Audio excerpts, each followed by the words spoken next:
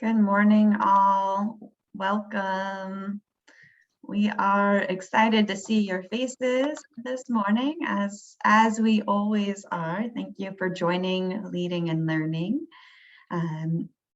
We're excited to have you all here, and just to ground us in the space before we get started, or as we get started, I want to invite you, if you're able, we strive to make these sessions interactive. So if you're able to put your video on, we appreciate that. We also recognize at 8 o'clock in the morning, you may be running around and getting things assembled for your day. So please feel welcome to do that and engage as you're able. We do record this session in the spirit of sharing knowledge and sharing our conversations here with other folks who aren't able to join us in space and time. So just note that everything you say today will be recorded, and maybe our speakers in particular will want to note that. We're very excited this morning to have Christopher Lemon from the Ann Arbor Area Community Foundation and Jennifer Lawson from DTE Foundation to talk with us about fundraising in a time of wealth disparity. And this is sort of a new topic for Leading and Learning for us to turn to conversations with philanthropy, and feels essential for nonprofit leaders and for the conversations that we have as nonprofit leaders about how we work with our organizations, how we make effective organizations, how we really have the impact and achieve the missions that each of our organizations is set out. So we will try to make this session a little bit extra interactive. As you noted, or you may have seen, we asked for your questions in advance. So we've tried to think about what questions can we talk about today that are really resonant with and attuned to the work that each of you are doing. And I want to acknowledge within that that this is also a session building on what we talked about last month. We talked about working from a framework of abundance, and what does it mean to think about the world as not full of scarce resources, which is often what we're told as nonprofits, that everything around you has a scarcity to it, and you have to be the first one to get it. But how do we start to think in terms of abundance, in terms of having enough for everyone, in terms of building from collaboration and not competition? And so this is an extension of that conversation.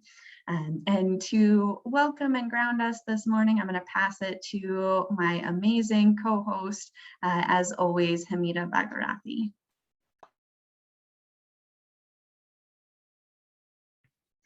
Thanks, Hillary. So Hamida Bagarathy, she, her, so glad to be with you this morning. So I'll briefly run through our mission and our vision. So we really aim to inspire and equip mission-driven people, organizations, and communities to realize their visions of a just and thriving society. And our vision is empowered leaders, flourishing organizations, and vibrant communities. And so here, I did want to share that I'm joining all of you from Ypsilanti, which occupies the stolen lands of the Ottawa, the Ojibwe, the Potawatomi, and the Wyandot. And I named this to uplift the colonized history of the land I and we currently occupy, and to affirm the past and contemporary Indigenous peoples that continue to live and thrive and contribute to our collective uplift. And ask us now to take a moment to consider our relationship to the space and the places we currently occupy.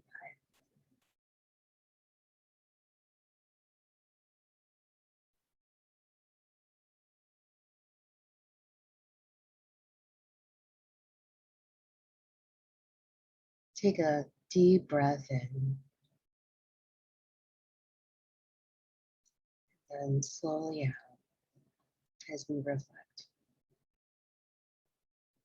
So shifting tacks a bit, we're going to move to our objectives, which really is to increase connectedness of nonprofit leaders in Southeast Michigan, bring some wisdom to the virtual space, wisdom from leaders amongst our nonprofit community, and create a space for folks to share ideas, sort of like an incubator. and our group norms. We aim to start and end on time. We are in a virtual space. There are children, there are pets, there are plants. I got 26 of them. So please take care of what you need at this time. We ask that you make space and you take space for other folks. Make space as in, if you're a talker, like I can be sometimes, take a moment to maybe be a little quieter, and take space if you're a little less talkative. Use I and yes statements, trust intent and take responsibility for impact. Remain focused on our common goal, which is to learn about wealth in the time of disparity. Be kind and brave. Use tools in this space. So there's a chat box. I'm going to ask you to annotate for us in a hot sec, and I'll explain that. Honor the wisdom in the room, and at the end we'll ask folks to ask questions or chat, and so we really ask you to do heart-centered listening and sharing. And so I am so overjoyed to welcome our speakers, Jennifer Lawson and Christopher Lemon. And Jennifer Lawson, PhD, currently serves as a program manager at the DT Energy Foundation, the philanthropic arm of DT Energy. In her role, she leads the foundation's human needs and environmental pillars. She also handles a broad and diverse range of special initiatives focused on advancing the foundation's purpose. For more than 10 years, Jennifer has worked in the nonprofit sector and taught undergraduate and graduate courses at local universities. She now works as an adjunct associate professor in the Department of Social Work and Sociology at Madonna University. Outside of work, Jennifer serves on the board of SPE Associates, a Michigan nonprofit that develops and implements customized program evaluations for governmental entities, educational institutions, and nonprofits. Also, so glad to welcome Christopher Lemon, an inaugural member of the very first Ann Arbor Area Community Foundation Youth Council in 1989 through 1990 school year. Christopher Lemon came full circle when he joined the Community Foundation in 2009 as the Youth Council Advisor. Now as a Senior Community Investment Officer, he works to create impact in Washtenaw County, focused on AAACF's strategic grant programs focused on supporting older adults and caregivers in our community. Chris's experience as a youth council member continues to inspire the work he does today, recognizing the importance of community voice and involvement when deploying grant programs and strategic initiatives. Born and raised in Ann Arbor, Chris took a short leave of absence to obtain his bachelor's in psychology at Michigan State University before returning home. Chris is currently a resident of Dexter, where he coaches lacrosse and owns and operates a 35-acre community-focused farm. 35 acres, whoa. So glad to have you both joining us.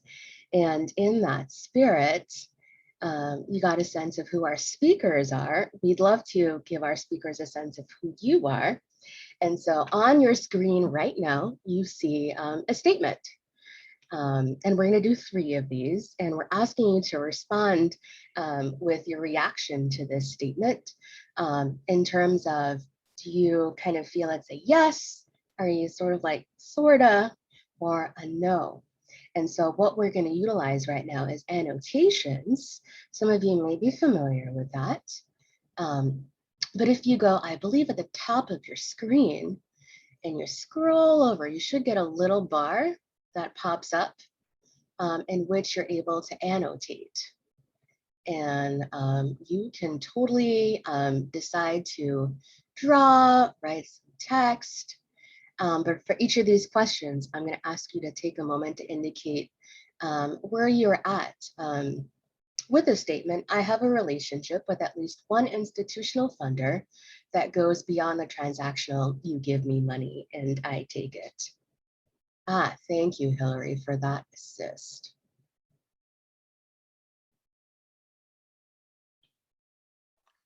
And feel free to use the text. I see folks have found the draw button. Yeah, the stars, the stamps, the arrows, whatever annotate tools you want to use.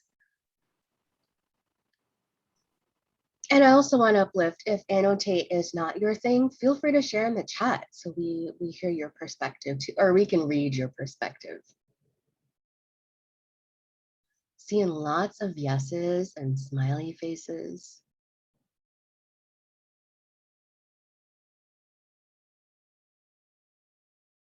Oh, and they're still coming up.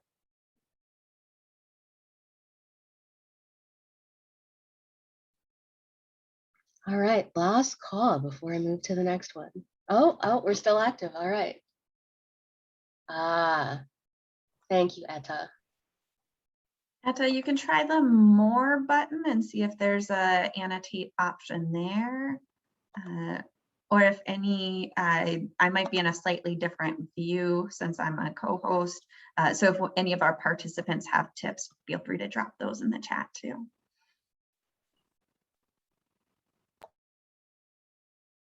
All right, so I think responses have quieted a bit. So we have yes, and we have sorta. No no's in the room.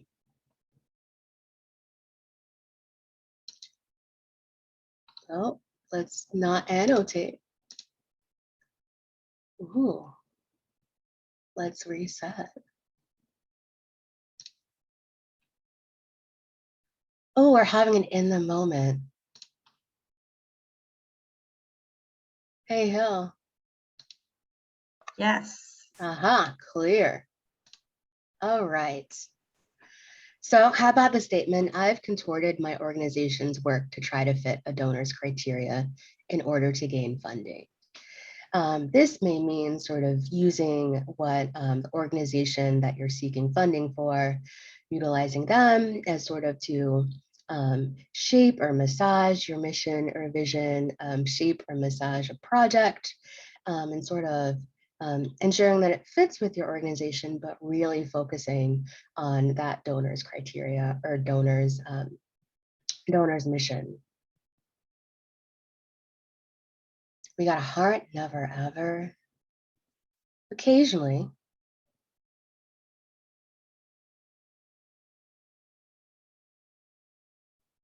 And we have a couple of never. Do not, have done in the past, refuse to do that now. Past self was yes.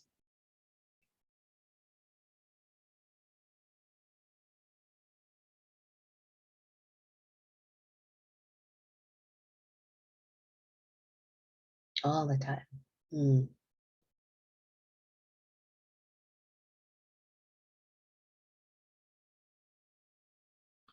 Yeah, I think this can be complicated, right? Like there's a desire to fund and live out your nonprofit's mission vision, and there's also the funding that needs to be obtained. All right, let's move on to our final question or prompt. Let me clear this baby again. All right, so my organization's funders are evenly split between large donors and very small donors. So do you have mostly large donors, even Steven, sort of half and half, or mostly small donors?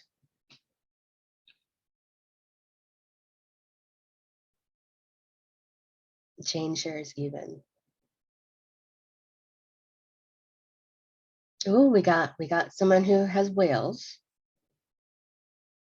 some half and halves, and mostly small donors. So there's a bigger spread here.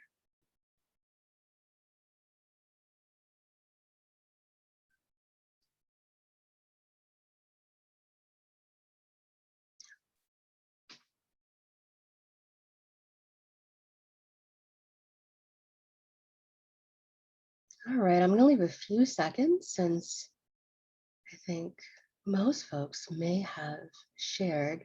And thank you so much for, being open and helping us get a sense of who's in the room between your relationships in some ways to funders. I'm gonna stop share now. And I'm gonna pass it on over to Hillary to start us off since we have a sense of who's in the room. Yes, thank you all for engaging with us. And we acknowledge that annotate doesn't get used real often at Zoom. So thanks for exploring with us some of these hidden Zoom features. We are really excited to have Christopher and Jennifer with us this morning. Hamida and I were able to have some great conversation with them to think about how we approach this conversation. And just to start us off, we wanted to acknowledge that for many of us, just the day-to-day right now can feel pretty heavy. And we are holding a lot in the midst of some real significant shifts to our identity, perception, the way that we move in the world through the pandemic. Is there a pandemic or not? What is happening?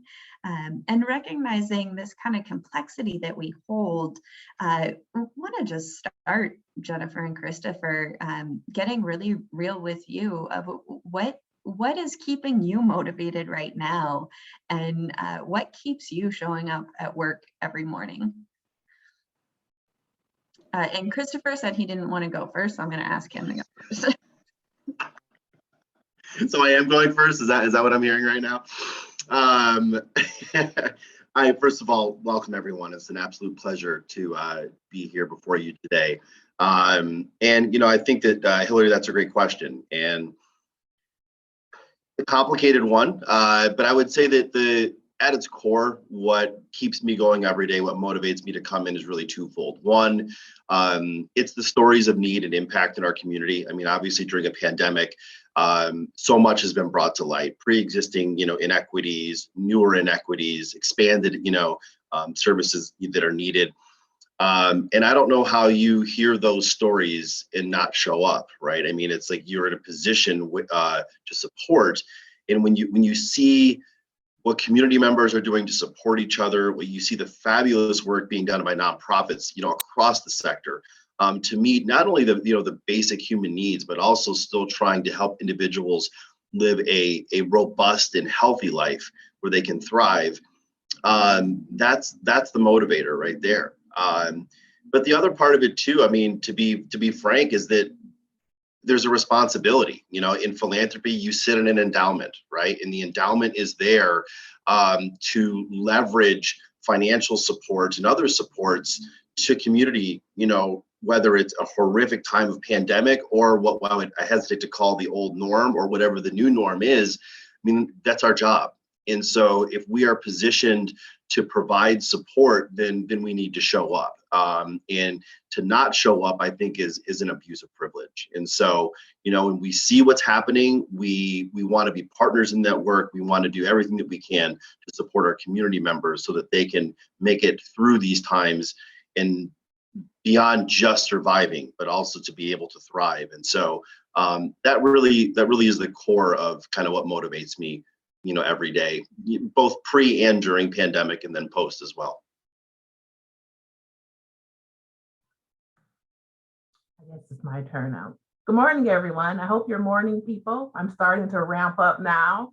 By 10 o'clock, I'll probably crash, but right now I'm probably at about a 9.5. So I hope you're all here and feeling good. And what motivates me to get up every day?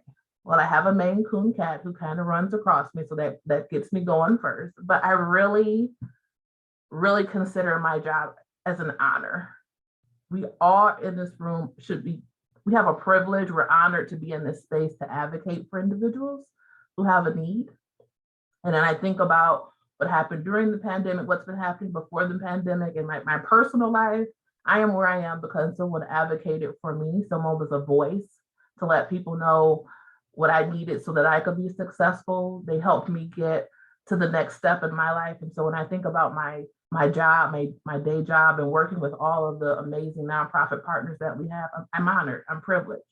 And we can't forget how much power everyone in this room, we hold as individuals, but as a collective, we really affect social change. So when people say, what are you doing? Why are you in this space? Don't you want to do something else? No, I'm honored and I'm privileged to be here. So that's what gets me going. And then my baby Smiggy, I wish you could see him, but he's like running across my feet right now. Maybe I'll show you later.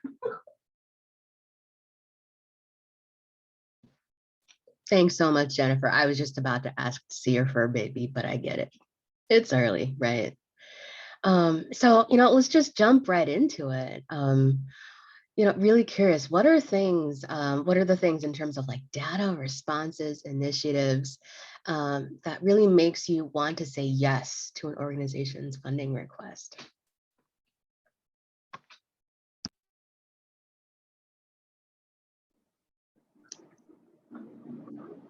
What makes me want to say yes? Well, of course, I think most funders, most program officers will say, we would like to know what's going on in your community, your service area, the populations that you serve. But I'll be completely upfront and frank. I'm not looking for perfection. I want to know core what you're seeing on the ground. Oftentimes we see national statistics regarding poverty. What's unique about your community? And just let me know what you're doing. It doesn't have to be fancy. I don't need a movie, a PowerPoint. I just want to know what you're seeing and what impact you're having. And that makes me want to say yes. I like to feel your commitment in the work, and that doesn't always come nicely bundled and packaged together. And so if you can just explain to me and share with me what's going on in your community and the efforts that you're making, I will advocate for you. And I also like to learn what's not going so well. Oftentimes everyone paints the picture of we are in this amazing position and everything's going great. And the reality is we know it's not. So don't ever hesitate to say what's going good and what's not going so good. And then I can go in with my slippers on now, my slippers, because I no longer wear shoes since we're not in the office, and advocate for your work. And if you do that with me, you tell me the whole truth or the most that you feel comfortable sharing with me, I'm there with you. So that's what makes me want to say yes. Or I should say recommend yes. A lot of what Jennifer says, resonates. Having been in philanthropy now for going on 14 years, I've seen the field change. And I think a lot of ways it's changed. And I'm speaking predominantly from in-house and then also our funders, here in Washtenaw County. I think that we're growing as a field where we have a better understanding of what it takes to show up as partners in the work. And not, utilizing, power and privilege to show up in a way which I think can't be as helpful as what it could be. And when we look at grant applications, and we see so many coming in, I think there are a number of things that we look for. And fund fit is the program meeting the fund purpose. That's the no-brainer, right? But we see lots of those, but what are the details that we look for? One of the things that we really try to prioritize is community voice. What we're hoping is that the program that is being presented is one that is informed by those that you are serving. What we don't want to have happen is that there's a program which was thought up, and I'm not insinuating that anyone in this call does this, but there's a program that was brought up in a boardroom and like, hey, this sounds like a great idea. And it's coming from individuals who are not really grounded in the work, right? But if we see in an application that, that this idea, the design, the implementation, and even the review is something that is being informed by those that you serve, that's a huge plus. Because those who are on the ground, those who are living through the inequities, those who are striving to have these new awesome services provided to them, they know what stops them from doing it, right? And they know what the barriers are, and they also know what the need is. And so we should be listening as funders to community members who are lifting these things up, and we should be listening to the organizations that are in partnership with them. And so community voice is something that that we find is just absolutely an imperative. And I'm going to be transparent. It's pretty obvious to tell in an application when it is grounded in community voice and when it's not. But referencing that, making, you can see those organizations where that's just a part of their DNA. The other thing too, I think, which is important, not in every case, and I want to, put this out there. Not everything is a blanket statement, but collaboration I think is also important, but only when collaboration makes sense. I I know that quite often, and this comes directly from feedback from nonprofit leaders themselves, is that quite often nonprofits feel like that they have to be the master of all trades. They need to know how to do everything. And the problem is that that approach can really tax on and lean into the capacity limits of an organization. And if there are opportunities where you can partner with another organization who provides a specialty or a service that they do really well that maybe you don't, and it makes sense. And when we talk about making sense, it means that this maximizes the impact on those that you're trying to serve, then that's fantastic. But we see there's a lot in our sector which philanthropy is responsible for, and not in a good way. What we're hoping is that we can see organizations leaning into those that they partner with to provide better. When I say better services, we're talking about better for the organizations and those that they serve. But we don't want you to do it for the sake of doing it because we lift it up, because we know that that usually doesn't end well. And so it has to be a mixture of, or a combination of, where the working cultures are the same, or they dovetail well together. There's a shared mission. And so it needs to make sense.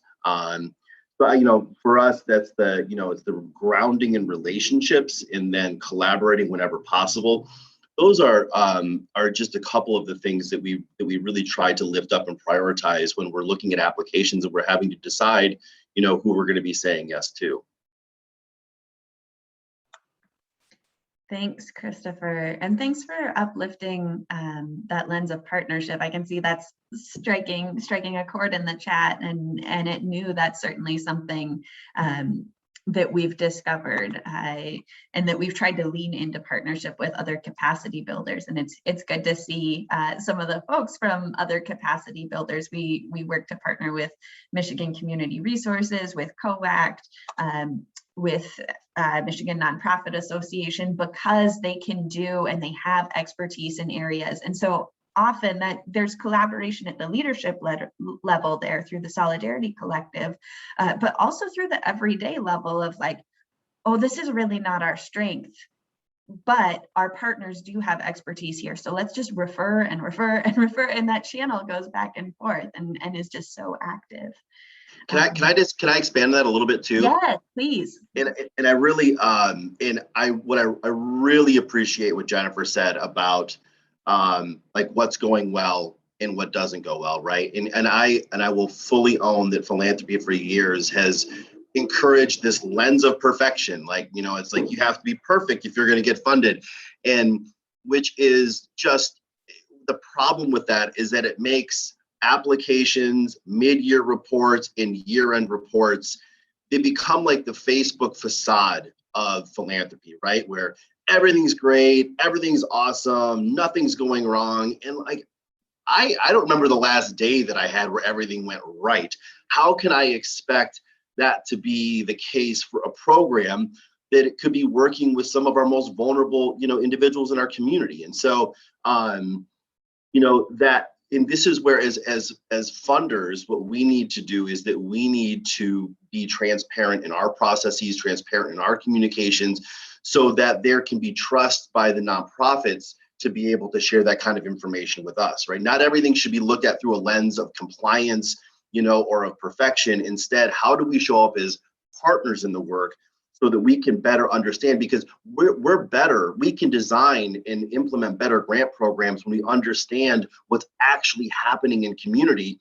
But if everything is, in essence, like, reframed to be perfect, then we don't really know what's going on. We can go to bed at night saying, wow, everything is fantastic in Washtenaw County because look at all these great year-end reports, but that could be so far from the truth. And so the sharing of what's not working well is sometimes what I honestly look for more than anything in applications or in year-end reports, because what's working well, great, that can be replicated, that can be scaled. But what's not working well, okay, great, maybe that's what we should be focusing on in our next round of grants, right? And that also goes back to collaboration. I was bringing it back around to the original question here. Collaboration is a good thing, right? And I know that for a long time and this has been expressed, over the years, was that if you needed to collaborate with somebody, then that meant that your organization was weak because you couldn't do, X, Y, and Z as a part of your service delivery. And now, I mean, that's not the case for us. We love it when we hear of organizations saying either, we need help in this particular area, so we're going to hire a consultant to help us improve on that area, or we're going to partner with organization, Z, because they're fantastic at it. Like it's not easy to be able to say where you're not good or where you're not as strong as you'd like to be or where you don't have the capacity to do it. And funders we have to be willing to ask that question, but then also to not weaponize the answer. Like use that in a way to support the organization and support that service going forward. And so all of this is really like why collaboration can be so important. But there is a huge responsibility on funders to use that information in a way which only uplifts and supports as opposed to using it against them. So I think, Christopher, that creates a really nice segue to the question that Patricia posed in the chat earlier, because I think what we've been dancing around is the way that relationships are so essential for collaboration and for really effective work. And I want to uplift and thank you all for sticking questions in the chat. I think often in leading and learning, we kind of let the speakers speak a little bit and then we bring in your questions at the end. And I think this is a great time to kind of mix and mingle and so continue throwing those questions in the chat. We see your question, Marion. We'll circle back to it. But I want to uplift Patricia's question, both in terms of, and go a little bit deeper here, how does a relationship develop? Is there a point when a fundee becomes a trusted relationship and can skip the wait of full application and report process? Or is that a place where philanthropy is going? Let's talk a little bit about those relationships. So for me, how do we develop relationships, trusted relationships? I'm fairly, and I think I'm pretty much an open book. Call me, invite me out. Maybe not so much now due to COVID, but it's constant conversation is how we engage with each other and develop a trusted relationship. Last year during the pandemic, we did something that I don't think the foundation has ever done. We ripped our application apart. So if you're used to that long application where you're just writing and you're uploading 75 attachments and then you still have to send something else, we got rid of it. It was a very, very, very, I think maybe 7 or 8 questions: name of your organization, EIN number, tax ID number, and we asked for your banking information so that we could pay you via EFT because we didn't want to put your check in the mail and we didn't know if it was going to get to you. We wanted to ensure that organizations got resources that they needed super, super fast. And so is it an opportunity to alter the full application? Absolutely. Another thing that we really challenged ourselves to do, which I think other funders are starting to do as well, is enter into more multi-year grants with nonprofits. That means if you do have to fill out a complete application, one of the longer ones, you're not doing it every year. You may be doing it every 2 or every 3 years. We've altered the reporting process. No longer do you have to send me 7 pages in size 8 font that I can't see without my glasses on. You don't have to do that. We can have site visits, virtual site visits. We can chit chat with each other.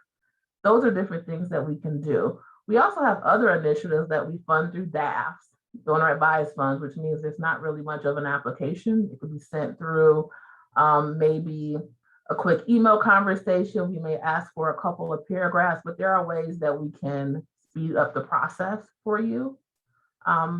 And so, yes, we can do that. But if you want to develop a trusted relationship, I think with any funder, reach out, call, email. And it doesn't always have to be around the time you need money. I think the first question talked about transactional relationships. I encourage everyone that I have a relationship with or that I fund or I'm the program officer on, send me an update. Let me know what's going on with your organization. Ping me to say hi. I may reach out to you throughout the year to say, hey, what's going on? Just keep me in the loop in regards to what's happening, and I'll do the same with you in regards to what the key initiatives are or the changes that the DTE Foundation are going to make in the community. So engage, engage, engage. Yeah, Ditto. I think that I think what Jennifer is hitting on is absolutely crucial in the partnership side of things, and that is the engagement side. And it's getting, and I'm going to build off of what Jennifer said. It's the moving beyond just the transactional. A lot of the responsibility, I think, is on philanthropy to show up as partners, as potential partners, as peers. I mean, you know, yes, there's a power dynamic, right? It's like funders have the money, and so often how the money is distributed out is controlled by the funder, right? And so I think that we have to lean heavily into how do we design our engagement so that we can address the power inequities that are in place. So it is absolutely, you know, and I can't agree with Jennifer enough that it's like I've lost track of how many times I've gone out to have coffee now, and I really miss those. I mean, that was a fantastic way to be able to build relationships pre-COVID. I mean, my cardiologist wasn't thrilled at how much coffee I was drinking, but it was a fantastic way to stay awake throughout the day. But it's taking the time outside of when there's a grant program to show up. And it's not only having coffee, it's doing site visits, but doing site visits that are not related to a particular grant application. It's going to open houses and seeing the work, right? It's also capacity limits. And so this isn't like do all of these things all the time, but it's volunteering. Find nonprofits whose mission and work is one that maybe is similar to your own desires, or it's one that you have no idea what kind of work they do, and show up and learn about it. And I think that, you know, there are so many different ways that you can show up that is not tied to a financial distribution that shows that you care. Another way too that we have really tried to build rapport and relationships with the nonprofit sector. I'm going to refer specifically to our unrestricted grant program or general operating support. You know, we spent about 1.5 years trying to discover how it is that we can design a year-end report to understand how general operating support impacted an organization.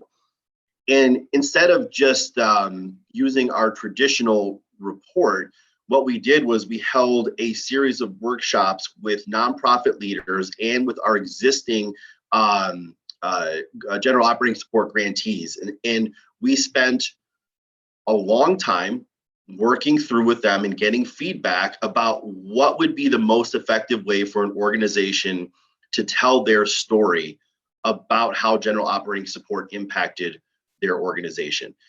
The final result I could not have come up with on my own if given 3 lifetimes, right? But because it was informed by community leaders who are doing the work, we came up with a final product. Now, and I say final because it's what we're using right now, but there will be iterations of it. Is it perfect? Nope. But is it different than any other grant report we've ever had? I mean, it couldn't be any more different. And what was amazing was that the committees and the staff's understanding about how unrestricted funding impacted an organization, the understanding was exponentially more than anything that we had ever received previously. And so what I'm getting at is, as we look at as we design applications, as we design reports, even as we look at like how it is that we deploy dollars, is it more of a cohort? Is it a competitive process? Like, what does that look like? We need to be in relationships with those doing the work. We need to show up in a way that allows the community, the nonprofit community and community members to help us design what that looks like.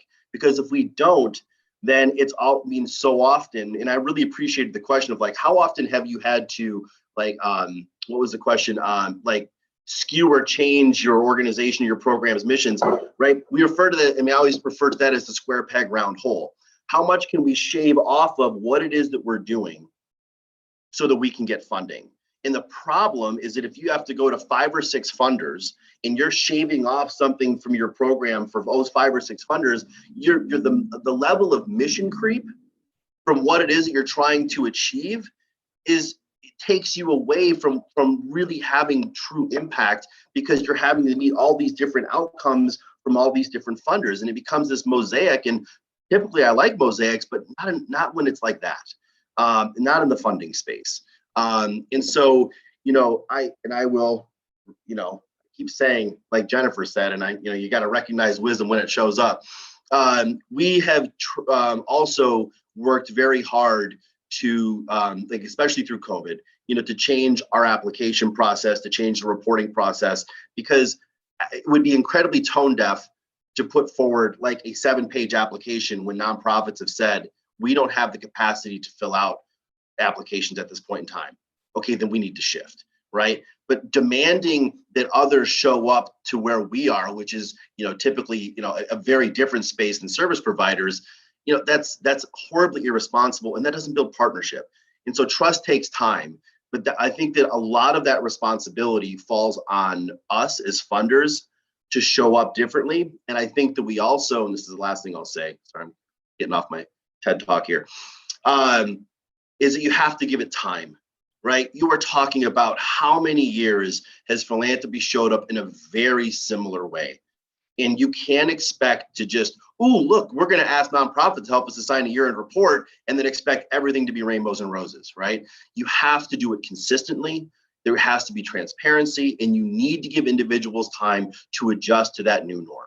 Because when power is shared, when it's designed so that power, is working towards this level of equality, it's hard to trust immediate transformation. It needs to be something which builds and builds and builds through feedback, different iterations, until you develop a new norm, which can take years.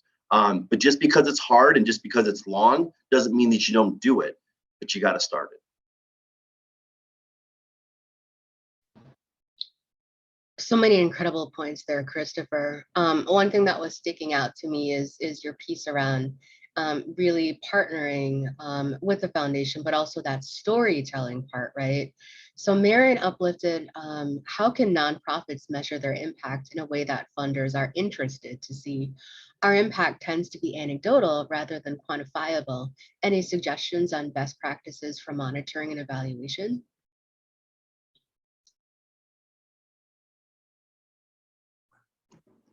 So I think everyone in the room has been asked to sort of count widgets. How many people did you serve, and what happened here? How many people said yes? How many people said no? And for me personally, doesn't really move me, because I'm more of a qualitative person.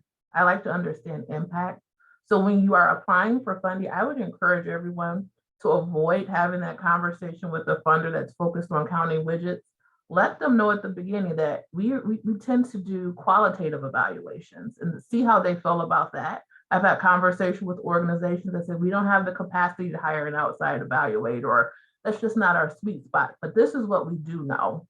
And I said, great, share it with me. So go into the conversation, letting organizations know, let Chris know when you're in these conversations, this is the type of evaluation that we're going to put into place, and work with your program officer to tell your story. We have a large signature initiative, and it's not a quantitative evaluation, it's all qualitative for our board. And that is what they were most interested in, the anecdotal stories, understanding impact. They're actually, it's based upon like case studies, and it's only about 4 or 5, and everyone's engaged in the work. And that impact and that story, the engagement from everyone involved, I don't think it would be there if we were asking them about 4,000 individuals. You often miss true impact in areas of where you are moving the needle, as well as opportunities for improvement when you start to focus on widget counting. I love to call it widget counting because that's what it is. It's so cold. There's just little shadows. You don't understand what's really happening. So I would encourage you to start the beginning of your conversation with your funders, letting them know the type of work that you're going to do. And if they're really into community work and you have a strong partner, consider doing a joint evaluation with one of your partner organizations. So if you're a food pantry and you work closely with an organization that provides shelter, put together your report for your funder. That's true impact. To me, that really tells the story of what you're doing. And in my experience, those have gone over fairly well.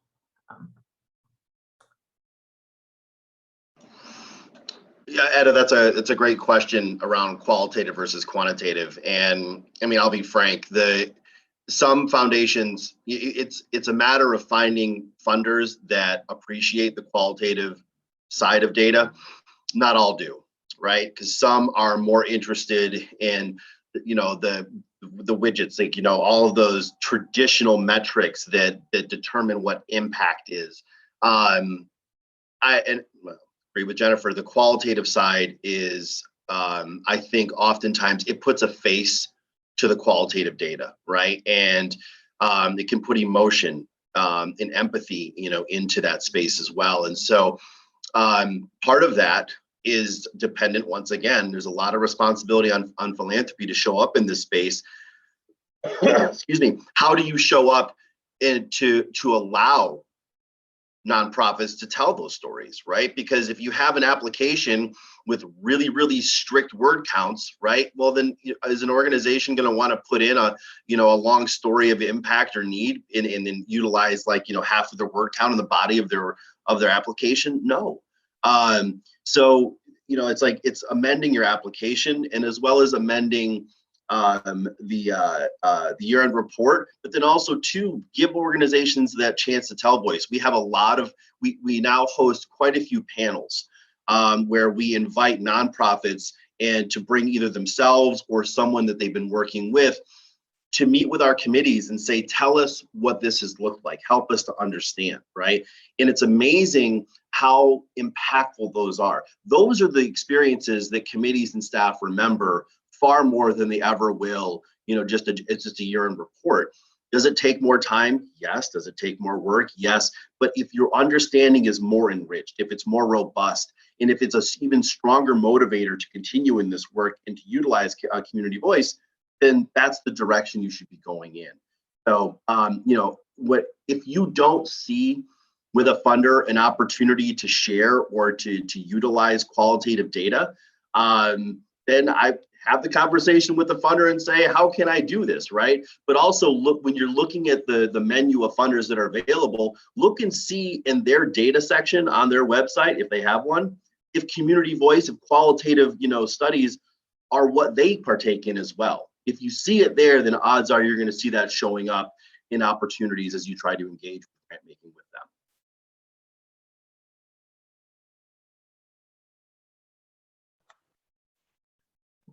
That is so incredible. And I think we've seen so much gratitude in the chat, Christopher and Jennifer, for what you've shared. And I hate to be the bearer of bad news, but time runs on, and we do, as we say, try to start on time and end on time. So we're going to transition into wrapping up, and for those who have been to Leading and Learning recently, you've seen Hamida collect some of the real juiciest thoughts. So I'm going to ask her to share and repeat for us what we've heard this morning. Thanks so much, Hillary. And this is really cultivated by Christopher, Jennifer, and you, the audience. It's an honor to advocate for individuals and their needs, and we hold power. It's Foundation's jobs to show up, especially now to ensure thriving communities. Your partners in the work, reach out and build relationships. Engage, keep up those relationships. Trust takes time. Focus on your community, what's happening and what's not. What's your impact and what is your commitment? Design, implement, and deliver in a community-centered way. Move beyond the Facebook facade of philanthropy. Talk about the highlights, real and challenges. Collaborate when it makes sense with shared missions and betterment for the community and organizations. Be selective. Which foundations align with you? Seek out multi-year grants, fewer applications. You can be creative about reports. It's storytelling, a site visit, a conversation. Qualitative counts too, not only widgets, joint evals. The purpose is to demonstrate impact. Bring emotion and empathy. Fend off mission creep by not contorting your mission. And remember to uplift community voices. Share their stories that tell the story of your and their impacts. Thank you so much, everyone, for joining us today for our conversation. I'm going to pass it back over to Hillary. Thanks, all. I want to just highlight what I put in the chat. We did see those last couple of questions. How do we continue to get other funders to approach the same lens that Christopher and Jennifer you've shared? And then Patricia's last question about how do you report with confidential stories. So we'll send those along by email, and Christopher and Jennifer, if you can just give us your quick thoughts on that, we'll share that out with folks. We also want to encourage you all to share feedback with us. So you'll see that feedback link in the chat. And when Hamida and I were planning this session, we looked at each other and we said, can we do this? Can we do a session called Fundraising in a Time of Wealth Disparity? And we weren't sure, if it fit with leading and learning, if it was responsive for you all. So it's wonderful to see your feedback in the chat. Please do click that SurveyMonkey link as well, and just take a moment to fill that out and to continue. We've got 2 more sessions coming up in October and November. And I'll just throw it out there. The next conversation that Hamida and I had, we looked at each other and went, the nonprofit sector is so female dominated. How do we talk about gender and social justice and constructs of masculinity? So that's a place that we're thinking about going. We would love to get your feedback if that's something you want to discuss in October or November. I see Etta and Patricia. So give us your thoughts on that. Other than that, thank you so much for being here. You all make this happen, and we will send out the chat too. We see, Jennifer, your email in there, so we'll make sure to send out the chat to everybody so that you all get that and go forth in abundance and have an incredible day.